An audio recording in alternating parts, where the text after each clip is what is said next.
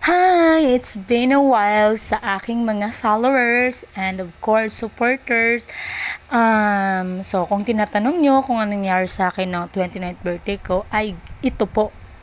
Wala po akong ganap nung birthday ko since hindi naman po talaga ako naghahanda. So, para maging makabuluhan ang araw na ito, ay naisipan ko na bumisita na lang doon sa San Agustin Church kung saan ay bininyagan ng aking baby at kinuha ang kanyang baptismal certificate kasi nung nakaraang September 10 pa yun dahil super busy ang ma'am Shinyo ay hindi ko siya napupuntahan.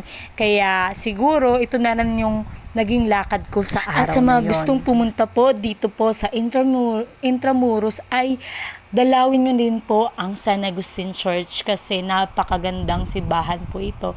Kasi sabi nga nila is napaka-historical po ng church na ito. Kaya yun din yung dahilan bakit dito ako nagpabinyag ng baby ko. So ayan, naglalakad na ako papasok and medyo kinakabahan ako kasi hindi ko pa nga siya nakukuha. Baka char. Pero hindi naman, may pambayad naman ako. At actually, nabayaran ko naman na siya. So, ibig sabihin nun, kukunin ko na lang siya sa loob. So, wala ako kasing dalang resibo kasi po, pinakisuyo ko lang yun. Kasi, mayroon akong kakilala sa loob. So, siya po yung nag-asikaso nung papers ko. So, pagdating ko sa loob ay binigyan ako ng form. And then, of course, nag-filled up si mother ng mga information na kailangan para makuha ang baptismal certificate niya. So, actually, nagkamali ako niyan. So, inulit ko siya ng 2 beses. So, ayan. And then, hooray! Ano na nga, nakuha ko na ang baptismal certificate. Super ganda at napakalaki talaga ng baptismal niya, te. So, super laki. At nakalagay doon yung mga ninong-ninang niya, gano'n. Napakalaki pala So, nito.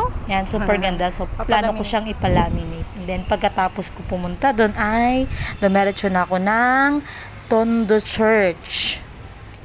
Gusto ko lang i-share sa inyo na ito yung simbahang napili ko puntahan para mag-pray at magpasalamat na din kay Lord sa panibagong taon na ibinigay niya sa akin kasi napaka-meaningful ng simbahan na ito kasi tuwing Sunday dito kami nagsisimba noon nung unang napadpad ako dito sa Manila. So meron akong kasama, palagi kami nagsisimba tuwing linggo. Siya yung palagi kong kasama.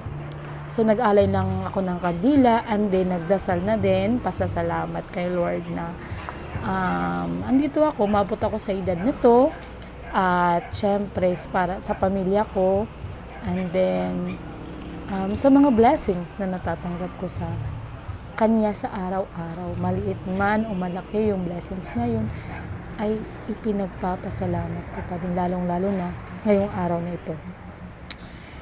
Kung saan ako ay sinilang. Sa mga nag-message sa akin through messenger and personal message, maraming salamat po. I do really appreciate your effort and love na ipinapakita nyo sa akin. And ito yung simple yet meaningful birthday para sa akin. Kaya don't forget to like and follow my page. Thank you.